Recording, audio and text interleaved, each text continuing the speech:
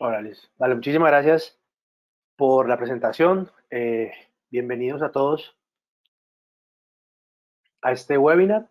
Em, Como bien lo mencionábamos, pues vamos a hablar el día de hoy de, digamos, algunas tendencias, un poco en tecnología, un poco en digamos, en movimientos de mercado que se piensan o que, digamos, que están como presupuestadas para los próximos años, eh, digamos, de cara a buscar reducir las emisiones y afrontar, eh, digamos, las condiciones de cambio climático, pero tratando de enmarcarlo en lo que es la transición energética. Para esto, pues lo que vamos a discutir el día de hoy, pues iniciaremos tratando de hablar un poco acerca de qué es la transición energética, cómo entender la transición energética. Mm, Vamos a hablar posteriormente de cuáles serán esas tendencias y digamos, esos, la relación y cómo lo podemos tratar de entender eh, de cara a los objetivos o a los intereses que podamos tener en un marco específico. Y terminaremos con algunos factores que pueden influir en la transición energética o que de hecho ya se está, digamos, eh, identificando, revelando como, como factores influenciadores digamos, en la transición, en los tiempos, en los objetivos que se han planteado algunos países para alcanzar estos, mm, digamos, el objetivo último, fundamental, que es el de la transición. Lo primero, digamos que sería como importante discutir o que habláramos es cómo entender la transición energética. Y creo que esta gráfica que tienen ustedes aquí a la izquierda a la izquierda de sus pantallas, nos puede de pronto ayudar a entender un poco mejor. Entonces, eh, de alguna manera la transición energética a veces, más o menos lo que ha pasado de pronto históricamente con el desarrollo sostenible, que durante mucho tiempo el desarrollo sostenible se entendía como un sinónimo de ecología, de protección del medio ambiente, o sea, digamos que se encasilló en uno de sus pilares fundamentales. Es posible que la transición energética también se esté, eh, digamos, generalizando o dejando en uno solo de sus factores constitutivos, que es básicamente cambiar de fuentes energéticas, tratar de tener diferentes fuentes de generación de energía que sean más limpias, más responsables con el medio ambiente, más inclusivas. De hecho, entonces ahí ya empezamos a abrir un poco el panorama, ¿no? Entonces, evidentemente la transición energética busca que no dependamos tanto de los combustibles fósiles, eh, que podamos atender y construir y generar de pronto sistemas energéticos que atiendan un poco más a la sostenibilidad, es decir, que sean sistemas energéticos que estén pensados desde el punto de vista no solo medioambiental, no solamente que reduzcan su impacto en el medio ambiente, sino que de pronto sean más inclusivos, que sean eh, asequibles, que puedan ser fácilmente pagables, que generen beneficio económico, no solamente para quienes generan y comercializan la energía, sino para quienes la utilizan. Es decir, esta parte inferior izquierda del círculo de transición energética que tienen en la parte izquierda de sus pantallas, que dice Clean Fuels, pues bueno, justamente es eso. Efectivamente hay una parte muy importante de la transición energética que depende de cambio de fuentes de energía. Pero no podemos olvidarnos de otros elementos constitutivos que son muy importantes para esa transición. Uno muy importante, por ejemplo, es la eficiencia energética. Constantemente hablamos de cómo interesarnos en generar mejor energía, en generar más energía, en generar energía de manera diferente. y es muy bueno, eso es correcto, digamos, tiene todo el sentido interesarnos en eso. Pero no podemos olvidarnos que el pensar nuevos métodos, perdón, de generación de energía debe ir de la mano de una nueva manera de pensar cómo utilizar la energía, utilizarla de una mejor manera, utilizarla de una manera más eficiente, no, no buscando comprometer el beneficio de los procesos para los cuales utilizamos la energía, ni el confort del uso de la energía, pero sí orientado a que se puede y se debe utilizar de una mejor manera. ¿Para qué? Para que cada vez más de pronto necesitemos menos energía o que ese aumento, digamos, al cual se relaciona el consumo de energía, digamos que es el desarrollo, no signifique un aumento desmedido e infinito del consumo de energía de nosotros como, digamos, como especie en el planeta. No, es que es importante tener en cuenta eso también, o sea, no solamente la transformación de las fuentes de energía, sino la transformación de cómo consumimos la energía, pero también otros aspectos muy importantes y es entender que la transición energética está ocurriendo en un contexto específico, en un contexto en el que principalmente uno de los mayores problemas que tenemos actualmente en términos de la energía es que esa energía que consumimos ha generado un desbalance en la cantidad de CO2 en la atmósfera. Eso es importante, porque claro, todos los otros cambios que tenemos en el clima o en, digamos, los impactos medioambientales, no todos son fruto del CO2 o del CO2 proveniente de la energía, de la generación de energía. Vamos que el CO2 también se produce en gran proporción, por ejemplo, por la ganadería. Hay una grandes emisiones de gases de efecto invernadero, por ejemplo, por la ganadería. Pero también hay otros efectos, por ejemplo, los fertilizantes, el efecto que han tenido los fertilizantes en las aguas, en el océano. O sea, hay otros efectos, digamos, otras fuentes de los retos que tenemos actualmente como sociedad, pero en cuanto a la energía es eso, o sea, eh, no olvidarnos de que la transición está ocurriendo en un momento específico donde necesitamos, además de los cambios, de generar mejor energía, de consumirla mejor o menos, es que tenemos que pensar, por ejemplo, en que ya el CO2 que está presente en la atmósfera, tenemos que buscar capturarlo, eh, eh, eh, almacenarlo o tratarlo, básicamente. Digamos, son efectos son tareas que tienen que también implementarse. La descarbonización de las matrices energéticas pasa por generar menos CO2, pero también por capturar y por mitigar lo que ya tenemos, ¿vale? Y obviamente no nos podemos olvidar de la conservación y la reducción, que es ya, digamos que todos los efectos negativos que tenemos, pues entender cómo podemos también mitigarlos. Entonces, en últimas, la reflexión que tienen ustedes aquí a la derecha es que todo lo que vamos a hablar, de hecho, son reflexiones que constantemente tratamos de discutir y de tener en cuenta en nuestro programa de máster de energías renovables aquí en EALDE. Es que por mucho que estemos interesados en las energías renovables como tal, en cómo es la energía solar, la energía eólica, el hidrógeno verde, cómo funciona, cómo se diseña, todo este tema,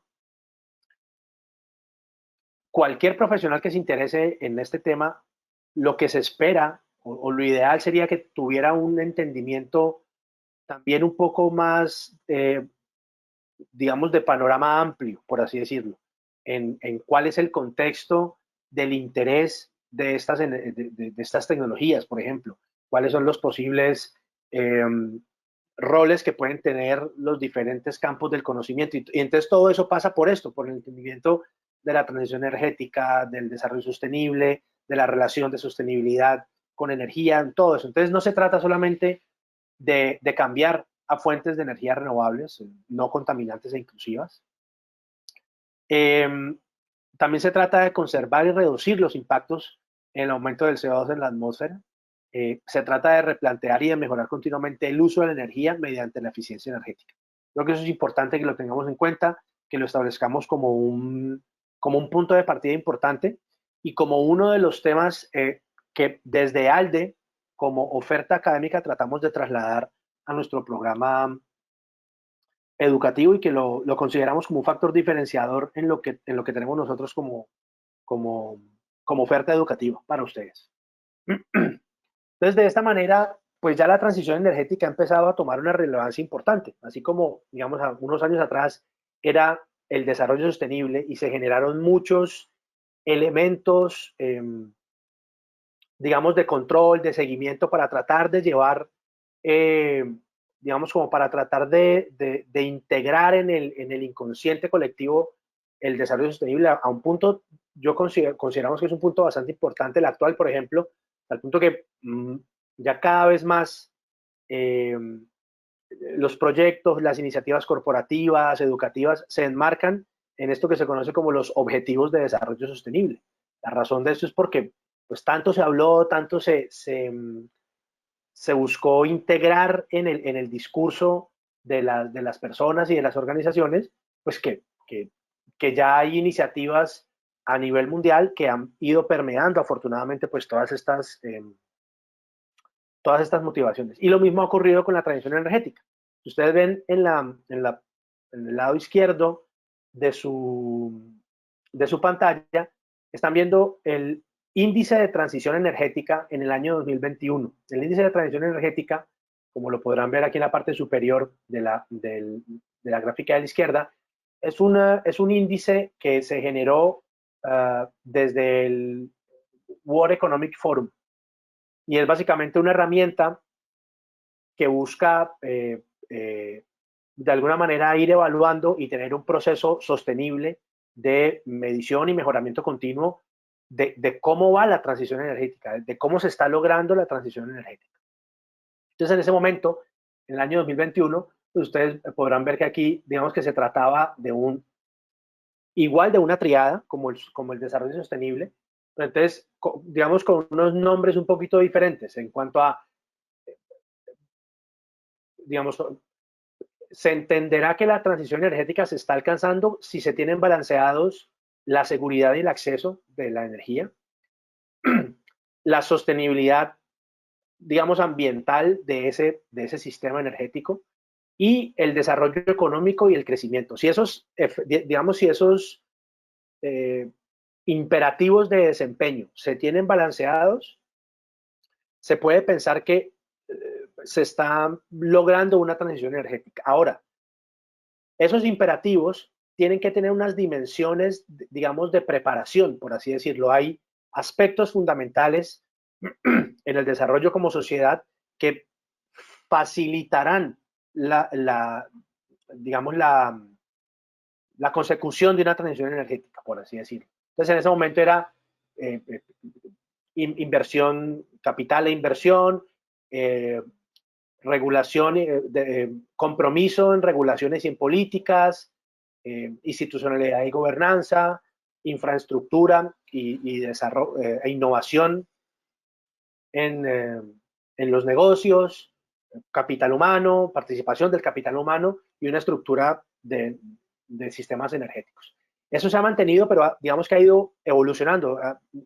Solamente desde el 21 hasta el 23 ha ido teniendo como unas evoluciones, unas mejoras, porque como es un tema tan dinámico y tan presente y tan actual, pues va requiere que se vaya revisando hasta un punto por lo menos que llegue a una estabilidad de por lo menos de unos años más. Entonces, actualmente esta triada con estos, digamos, dimensiones de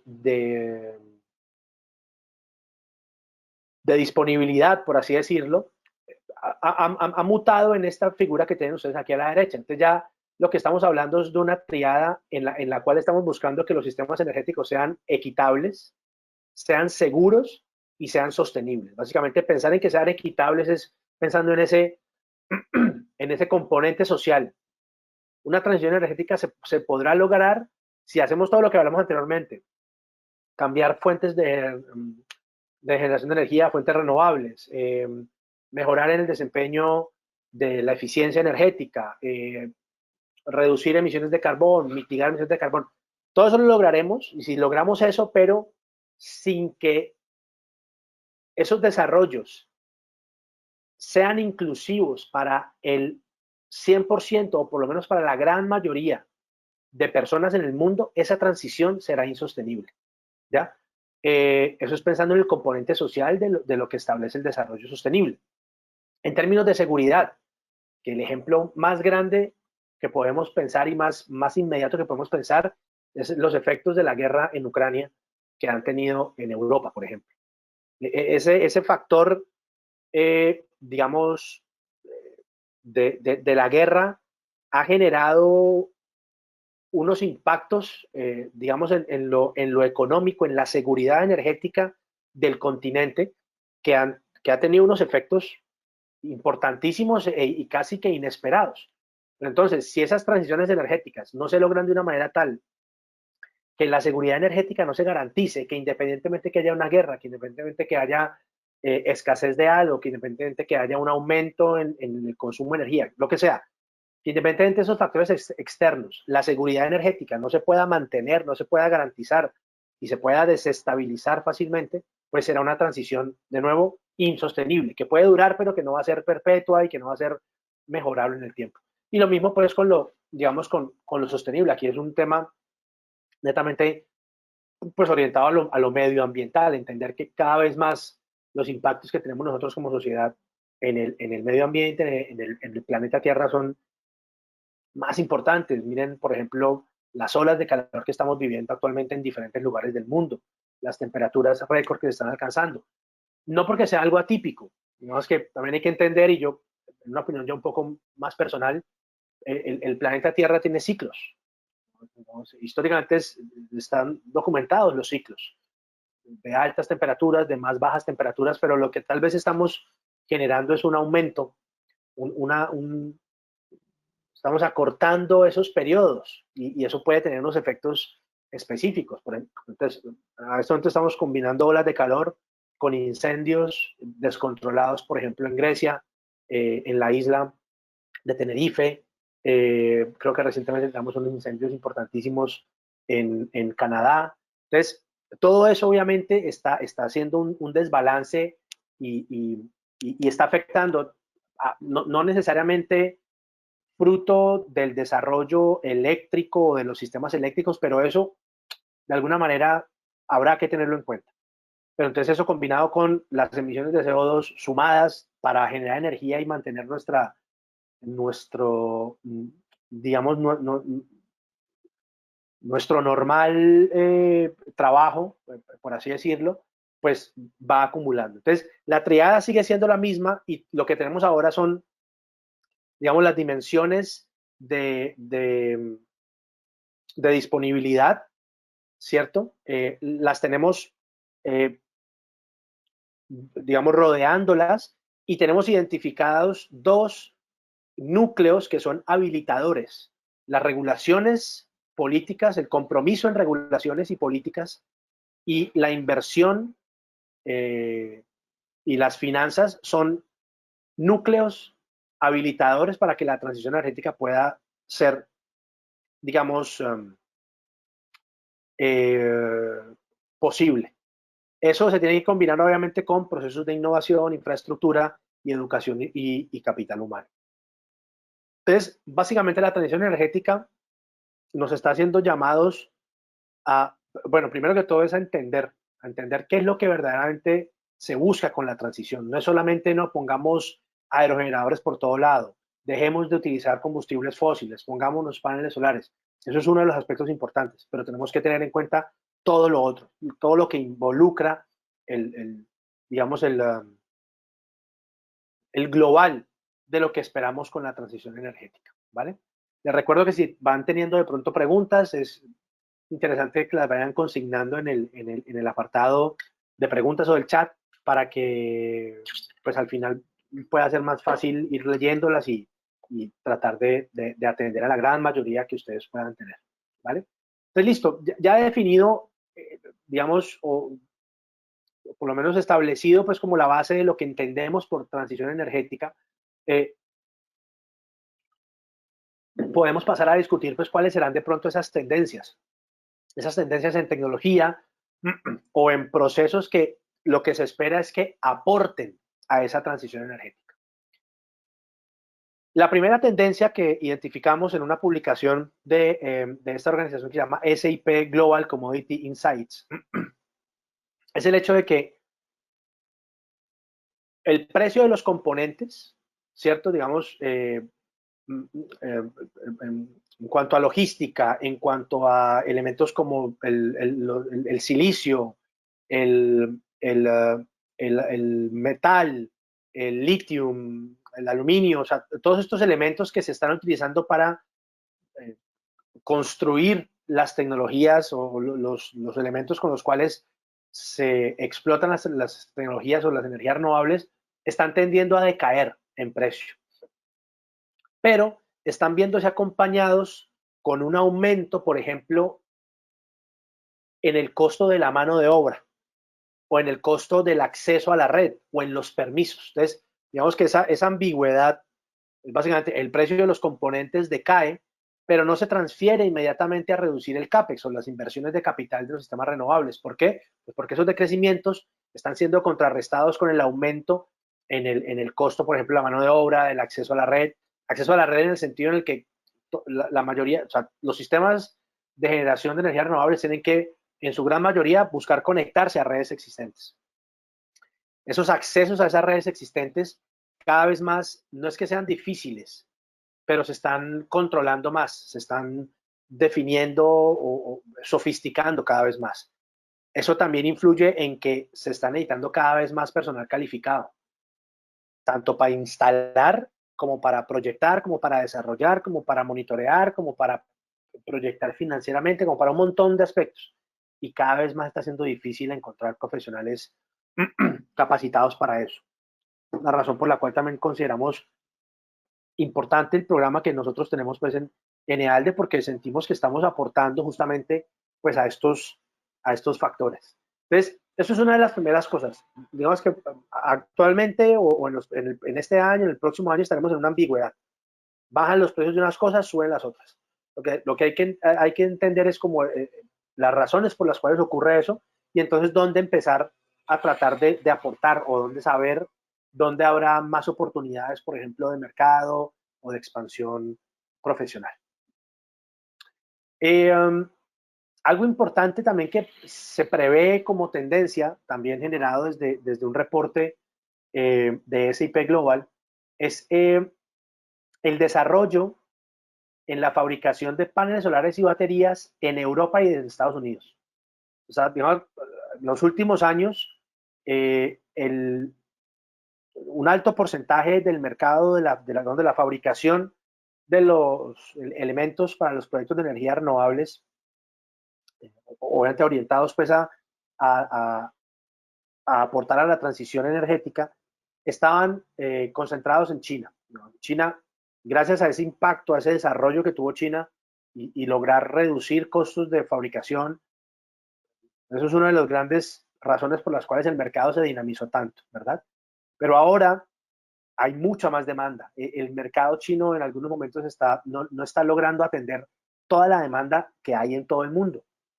Entonces, eso combinado con la inquietud que generó la seguridad energética o la inseguridad energética que se vio o que se está viendo todavía un poquito producto de los efectos de la guerra en Ucrania, va a hacer que ustedes ven estas gráficas que ven aquí a la derecha, son las proyecciones desde el año 2021 hasta el año 2030, que básicamente comparan demanda de vehículos eléctricos y baterías contra manufactura de celdas y digamos de capacidad de manufactura en celdas. Entonces ustedes básicamente se puede ver que tanto en Europa como en Norteamérica la tendencia que va a haber es que va a haber un aumento, tratar digamos que así como aumenta la demanda, buscar que la capacidad de manufactura también aumente en proporción para que atienda a esa demanda. Cada vez más países europeos, Estados Unidos eh, eh, o en regiones circundantes se requiere de estas tecnologías y ya hemos validado que no es un muy buen ejercicio depender de un solo proveedor. Digamos que esa percepción de que China es la tienda del mundo, o sea, no es que en China se hace de todo y ya cada vez lo hacen mejor, ya no lo hacen tan, digamos, con unas calidades tan bajas, sino que ya cada vez lo hacen mejor, pero mantener digamos, esa confianza completa en ese solo mercado o en esa sola fuente, pues puede no ser o está probado ya que no es una buena práctica y por eso esta tendencia se está previendo. O sea, ahí muy seguramente va a haber una generación muy importante de empleo, digamos, de oportunidades de trabajo en estos países, en estas regiones y en estos sectores específicos de las tecnologías. Otra tendencia que surge también de este reporte de SIP es la expansión en la generación distribuida. Es verdad que bueno, estos reportes vienen en inglés y para ellos el concepto como tal de generación distribuida involucra digamos, un gran segmento, que por ejemplo en países como Colombia se diferencian. La generación distribuida es una cosa y la autogeneración a pequeña escala es otra. Entonces, básicamente la generación distribuida sí es esa generación que está más cerca de los puntos de utilización, pero que está pensada en generar energía para inyectar directamente al sistema, a los sistemas de interconexión nacional, pero también están los autogeneradores a pequeña escala que están en el mismo sitio de utilización de la energía y que están pensados para autoconsumir esa energía. En la bibliografía en inglés, esa generación distribuida o el distributed generation abarca todo, abarca el autoconsumo y digamos, la generación pues, hacia las redes. Pero lo que sí, independientemente de esta sutileza, de esta diferencia de pronto en bibliografía de un idioma al otro, lo que sí es que se prevé que haya una expansión en ese mercado, en ese aspecto. Digamos, una expansión a nuevos segmentos, digamos, a nuevos, a nuevos mercados que no se han llegado antes, acompañados de evoluciones en los modelos de negocio. Entonces, cada vez más tenemos maneras diferentes de entender, de vender, de comprar este tipo de soluciones. No es el típico, yo necesito algo, yo compro algo. Y si no tengo, pues le pido a un banco para que me ayude. Sino que ya hay otros, digamos, otros modelos. Por eso también es tan importante la integración o el aporte que pueden hacer los profesionales, por ejemplo, en, en, en, en campos del conocimiento como las finanzas o como la economía. Porque ese conocimiento de este tipo de profesionales es lo que ha, por ejemplo, generado eh, el desarrollo, la expansión, la sofisticación de los modelos, por ejemplo, de PPA, que son los modelos de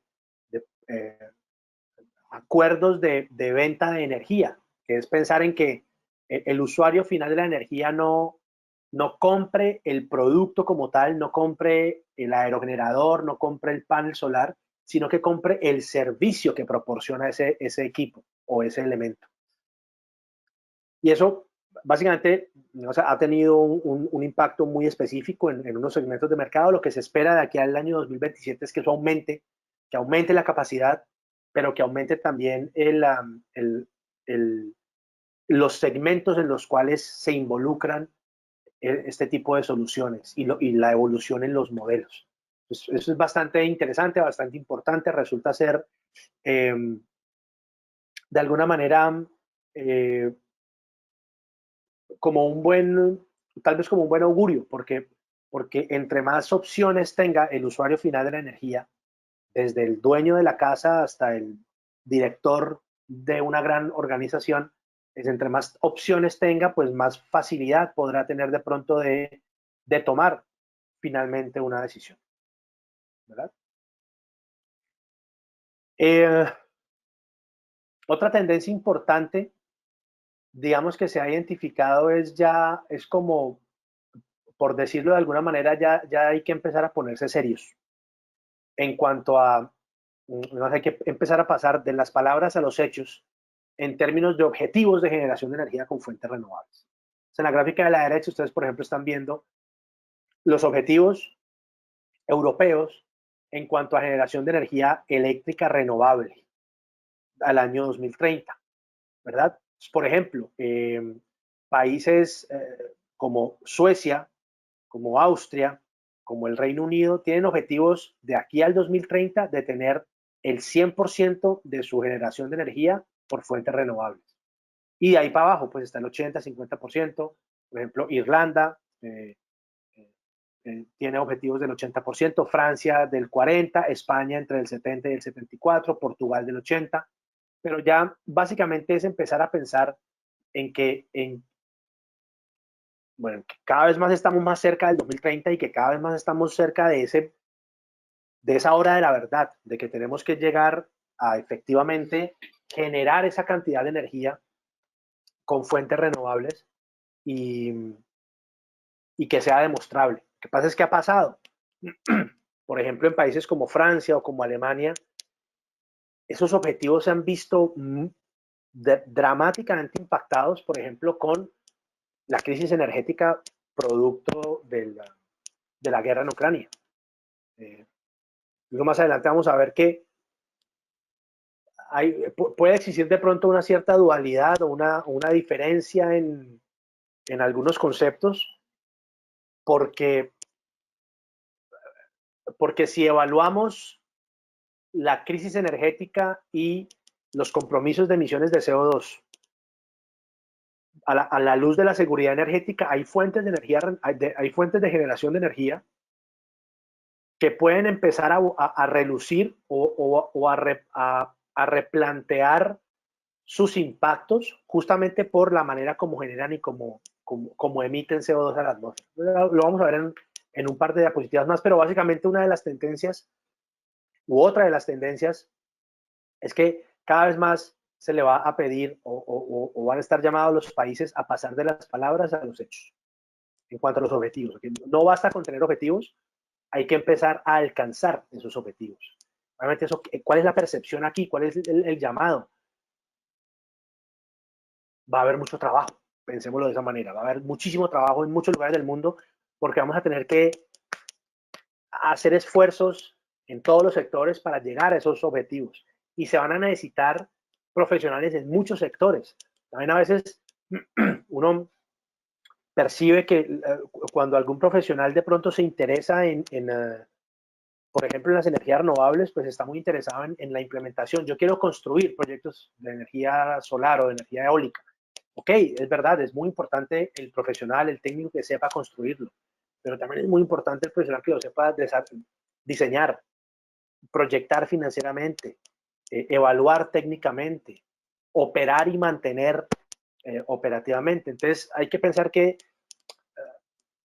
o por ejemplo, que lo sepa evaluar desde el punto de vista medioambiental, cuáles serían los posibles impactos que tendría negativos o positivos en el medio ambiente este proyecto en estas escalas. Entonces pensar que el estudio de la renovable, si es, les recuerdo, es un poco el enfoque que le damos desde ALDE, va más allá de lo meramente técnico. Y la invitación es entender eso que va más allá de saber cómo diseñar, desarrollar e implementar este tipo de proyectos. ¿Vale? Lo que les contaba ahora hace un rato es, digamos, esa parte de la derecha del círculo de la explicación de la transición energética, que se centra, digamos que pues, básicamente la mitad, casi que la mitad de esa torta, un poco menos de la mitad, está orientada a los proyectos que se conocen como CCUS, como por sus siglas en inglés de Carbon Capture, Use and Storage, que es la captura de carbón, su uso y su almacenamiento. tenemos que ser conscientes que es que actualmente hay mucho CO2 en la atmósfera. O sea, además del que seguimos emitiendo, hay mucho CO2 en la atmósfera. Entonces, estos proyectos básicamente, o sea, en la actualidad están generando como un momento, se están desarrollando, se están financiando. Hay unos que, ¿no? El gran porcentaje de estos proyectos todavía está en etapa de desarrollo, pero no están implementados ni en operación. Hay muy pocos en operación, pero eso quiere decir que están generando ese momentum para que pronto, en los próximos años, ya pasen de ser en desarrollo a estar implementados y a entrar en operación. Entonces, digamos que entre el 2022 y el 2027, pues hay una cantidad importante de proyectos, digamos que se esperan que entren en operación en diferentes lugares del mundo. Y pues básicamente, de nuevo, eso lo que buscará es aportar a estos proyectos de captura, de utilización y almacenamiento de carbón, pero obviamente pues con unas implicaciones que se esperan importantes en cuanto a la generación de empleo, en cuanto a los impactos que pueda tener en el mercado. ¿Vale? Bien, entonces es eso. Y ya creo que finalmente algo importante y orientado un poco a lo primero que discutíamos o que les presenté en cuanto a la eficiencia energética, y es pensar en que hay que buscar, sí, hay que tratar de mantener esas tendencias de generación de energía por fuentes renovables, pero también hay que pensar en cómo, cómo gestionar esas tendencias en el consumo de la energía, ¿vale? Entonces, esta gráfica que ven ustedes aquí a la derecha, que proviene de la fuente del Bloomberg New Energy Finance, es discriminado por fuente o pues, digamos que la palabra en inglés puede sonar confusa, por combustible, por así decirlo, sí, más bien por fuente. Entonces es carbón, gas, petróleo, bioenergía, otras renovables, nuclear, solar y eólica. Es la tendencia que se espera tener de aquí al año 2050 en cuanto a esa energía de utilización final, ¿verdad?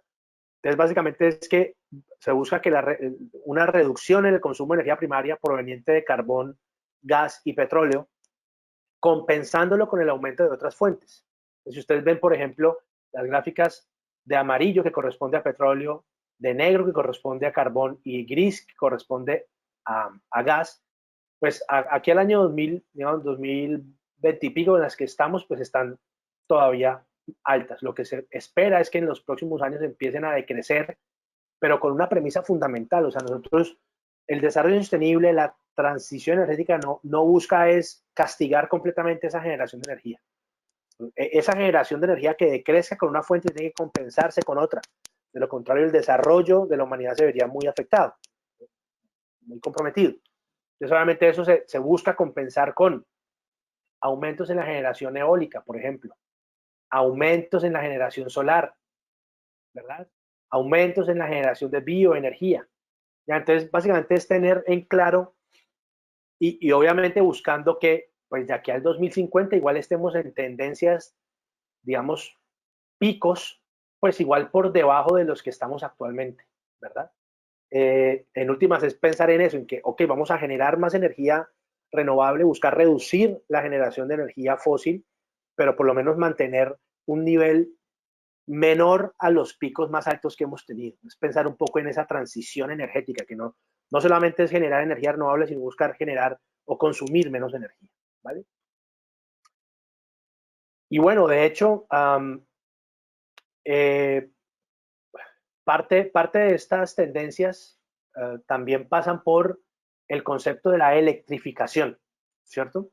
Eh, también en un reporte último del Bloomberg New Energy Finance, digamos que se plantean dos escenarios, ¿cierto? Este escenario de transición, escenario de transición económica, por así decirlo, es un escenario en el que se proyecten modelos basados en tecnología de bajo costo. ¿Listo? Si nosotros, digamos que si se pensara en ese modelo, ¿verdad? Pues básicamente al año 2050 pues tendríamos esta composición, ¿verdad? Digamos que, que la transición pues pase por industria, construcciones, transporte y otras, ¿verdad? Sí, digamos que ahí estaría, digamos, como el escenario de consumo energético en electrificación, pero si se piensa en un escenario en el que se invierta recursos importantes en las tecnologías, pues podríamos tener al año 2050 un gran actor muy importante que sería el hidrógeno. El hidrógeno tal vez es una de las tecnologías que está más llamada a aportar al proceso de descarbonización o de electrificación de los sistemas energéticos. Obviamente este hidrógeno está tomando mucha relevancia por los altos desarrollos que se tuvo en energías renovables para poder pensar en el hidrógeno verde. ¿Ya? Las grandes cantidades de energía que se necesita para generar hidrógeno, para fabricar hidrógeno, pues si provienen de fuentes de energía renovable, pues se entiende como hidrógeno verde. ¿Vale? Pero, para finalizar, lo que les contaba, por ejemplo, del tema, bueno, les decía que había una energía por ahí, que es la nuclear. Lo que ha pasado con la nuclear es que, primero que todo, se ha entendido que es una fuente de energía que tiene 0 emisiones de CO2. ¿Ya? Entonces, desde ese punto de vista, incluso creo que ese fue el año pasado, en la Comunidad Europea se integró la energía nuclear como una fuente de generación de energía renovable. Eso ha generado mucha discusión porque obviamente pues se considera renovable por su 0 cantidad de emisiones de CO2 a la atmósfera, pero obviamente sus efectos negativos pues son innegables. Pero también son innegables las proyecciones que algunos países han tenido que tener en cuanto, si comparamos retiros o cierres de plantas nucleares comparado con adiciones de plantas nucleares. Por ejemplo, en términos de gigavatios, pues en China, entre el año 2022 y el 2030, pues se piensan tener poco más de 80 gigavatios instalados o agregados a la matriz energética. En India, cerca de 10. En Turquía, un poco más de 5, sin ningún retiro. Y pues ya empezamos a ver países donde hay un poco de dualidad. Ok, retiramos algunos, pero ingresamos a otros. En Rusia, en el Reino Unido, Francia. Francia es uno de los países más dependientes de la energía nuclear. Y ellos han retirado muchos reactores, pero no pueden desligarse completamente de la nuclear y no pueden dejar de agregar, porque sería completamente devastador para ellos, por lo menos en este momento. Entonces, simplemente para que tengamos en cuenta que esa transición y los efectos cercanos de las crisis energéticas que hemos tenido recientes han hecho replantearse, han hecho resurgir unas fuentes de generación de energía, que lo que pasa es que lo que buscaríamos es que no sean de pronto tan protagonistas como eran antes, que estén ahí, pero que estén muy ayudadas por otras fuentes de generación de energía que sean menos irrespetuosas de pronto con el medio ambiente en términos, por ejemplo, de desechos, para tratar de compensar un poco.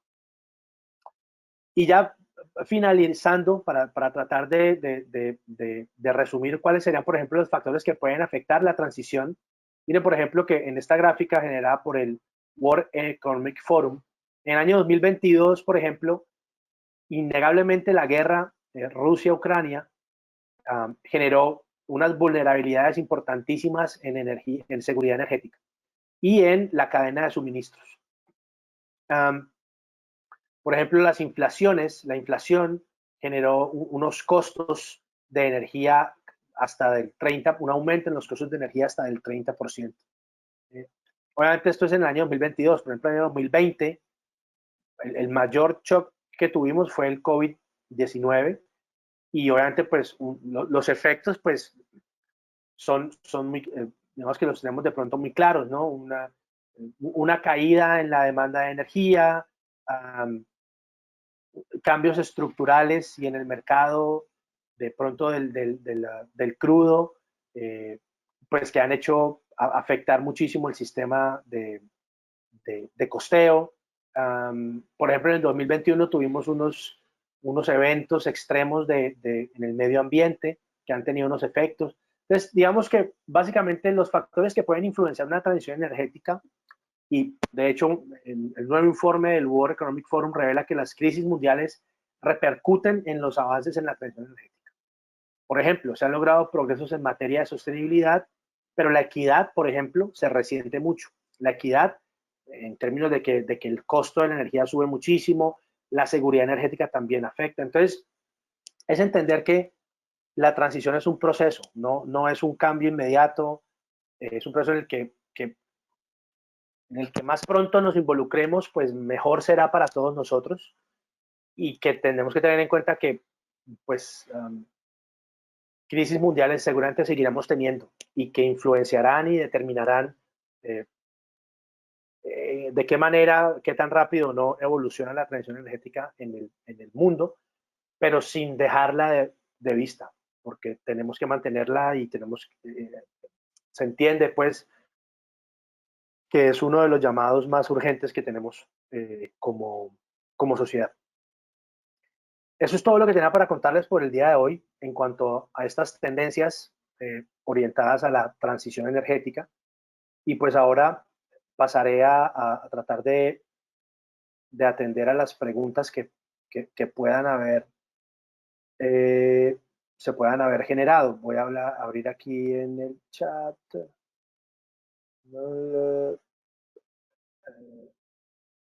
Perfecto, las preguntas. Vamos a ver aquí qué podemos ir viendo. Buenos saludos desde México. Bueno, Luis Alberto Gómez empezó haciendo, más allá de preguntas, creo que son como comentarios que pueden ser interesantes. Hay otro problema, menciona Luis, que es la agricultura y la seguridad alimentaria para el mundo. Claro, solamente sí es, y de hecho, pues hay algunos, digamos, algunas ramas de la investigación, por ejemplo, en diferentes tecnologías, por ejemplo, como la fotovoltaica, en el que están tratando de hacer coexistir como estas tendencias. Por ejemplo, entonces está surgiendo el tema de la agrovoltaica, cómo compensar el hecho de utilizar terrenos fértiles para generar energía en lugar de generar alimentación para la gente. Y pues están empezando a generar como algunas sinergias importantes que digamos que tienen como muy buena proyección, por lo menos. Bueno, continúa Luis diciendo, ¿cómo podremos afrontar el desabastecimiento de alimentos y la producción agrícola? Pues, es un poco, pues, eso, digamos que el desabastecimiento puede estar ligado a muchas cosas. Digamos que el desabastecimiento puede estar ligado a un crecimiento desmesurado de la cantidad de habitantes del planeta. Y la cantidad de habitantes del planeta pues puede también estar ligado a un tema de falta de educación, falta de sensibilización. Pero esa falta de educación o de sensibilización puede estar asociada a la falta de acceso a necesidades básicas. Una de ellas puede ser la energía. Entonces todo puede estar ligado. Desde el hecho de generar soluciones energéticas asequibles para todo el mundo, que todo el mundo tenga acceso, podría empezar a influenciar un poco en esos números de pronto de desproporción de cantidad de gente contra cantidad de alimentos que podemos generar, o también incluso en cuanto a la sensibilización del desperdicio que se puede generar. Es decir, Yo creo que las relaciones son bastantes y muy interesantes para explorar, Luis. Bueno, menciona también un poquito el problema hídrico, efectivamente. Eh, Dice, nos estamos preocupando por la transición energética y no todos los demás componentes que se entrelazan para la supervivencia del ser humano en este mundo. Exactamente. ¿No? El, digamos que la conservación del recurso hídrico, pues evidentemente también pasa por cómo generamos energía, cómo sensibilizamos pues a las personas en cuanto a este recurso. Eh, bueno, tu pregunta de qué podría ser la fotovoltaica y eólica a favor de la agricultura y el agua, pues creo que con el tema de la agrovoltaica, por ejemplo, eh, indirectamente empecé a responder un poquito a esa pregunta, Luis. Um, Martín Leo Campos, bueno, dice, bueno, buenos días. Para manejar la radiación solar y las altas temperaturas de calor, la geoingeniería propone el uso de aerosoles, de sulfatos en la estratosfera. ¿Sería posible esto? Bueno, es posible que sea un tema que supera de pronto el campo de mi campo del conocimiento. eh, pero bueno, es decir, el manejo de las altas temperaturas también puede pasar por muchos aspectos, la alta deforestación, por la cantidad de masa arbórea que estamos perdiendo actualmente en estos incendios en diferentes lugares del mundo, pues obviamente afecta a estas altas temperaturas que estamos viviendo todos en el mundo. Entonces, pues hay muchísimos aspectos que pueden influenciar ya, digamos que ya es un campo del conocimiento que supera un poco mi alcance, Martín. La infraestructura de la energía verde está basada en la infraestructura de la petroquímica. Pregunta Silvia, perdón, o bueno, comenta Silvia. La infraestructura de la energía verde está basada en la infraestructura de la petroquímica o hay alternativas hay alternativas a esos materiales que las soportan y si ahí son rentables. No sé, perdón Silvia, pero creo que no entendí muy bien la sintaxis, no pilló muy bien la pregunta, si de pronto la puede reformular e intento responder. Juan Gabriel Patiño pregunta, ¿conocen proveedores de paneles eléctricos y hélices eólicas?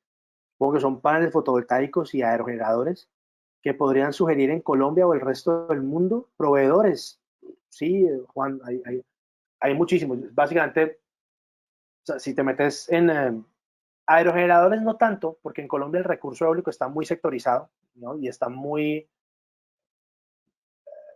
caracterizado para un segmento muy específico, que es mayormente el de la gran escala. En energía solar fotovoltaica, así que básicamente yo creo que en Google basta con que pongas paneles solares Colombia y vas a encontrar tanto empresas instaladoras de energía solar como empresas no fabricantes, pero sí empresas que distribuyen la tecnología solar fotovoltaica en Colombia. Hay muchísimas con mucho reconocimiento a nivel nacional y que representan a marcas muy reconocidas a nivel mundial. Entonces, seguro que lo encontrarás. Eh, Luz Marina pregunta, quisiera conocer un poco más sobre los residuos generados por los paneles solares. Eh, sí, pues a ver, los residuos generados por los paneles solares, pues básicamente es como un residuo electrónico. La celda solar fotovoltaica, pues es un elemento semiconductor, eh, como, como un diodo que tiene un computador, por ejemplo. O sea, cualquier equipo electrónico tiene elementos semiconductores que lo constituyen y pues básicamente una celda solar es uno de ellos que funciona, digamos, en sentido contrario. En ese sentido, básicamente lo que se ha ido, en lo que se ha ido trabajando es en generar o en de pronto ir generando como estrategias para cuando los paneles solares que van llegando al final de su ciclo de vida, de su vida útil, puedan ser recuperados por los propios fabricantes. Hay unas organizaciones, eh, tal vez la más relevante de todas se llama PV, V pequeña, Cicle. Cicle,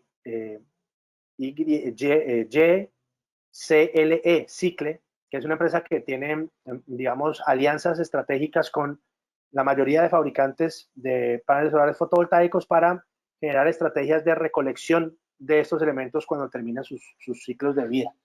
Y la gran mayoría de estos elementos son reciclables: el aluminio, la plata, el vidrio, y tal vez el menos, digamos, reciclable sería el silicio como tal, pero que se podría pensar en recuperar como un desecho electrónico convencional. Espero haber atendido un poco la pregunta, Luz Marina. Javier Alejandro, ¿la geotérmica qué papel juega en esa transición que se busca como objetivo? Un papel importante, porque la geotérmica pues es otra fuente de generación de energía renovable. No genera emisiones, digamos, que aporta muchísimo a la descarbonización. El gran reto de la geotérmica es que pues está orientada a un nicho muy específico de mercado, que es la generación a gran escala o los sistemas centralizados, pues, porque estamos limitados por los lugares donde existen las anomalías geotérmicas. Entonces, digamos que aporta, pero tal vez su campo de acción es un poco más limitado al que podría tener la energía solar fotovoltaica o la energía eólica, por ejemplo, Javier. Bueno, nos queda un minutico solamente. Voy a intentar,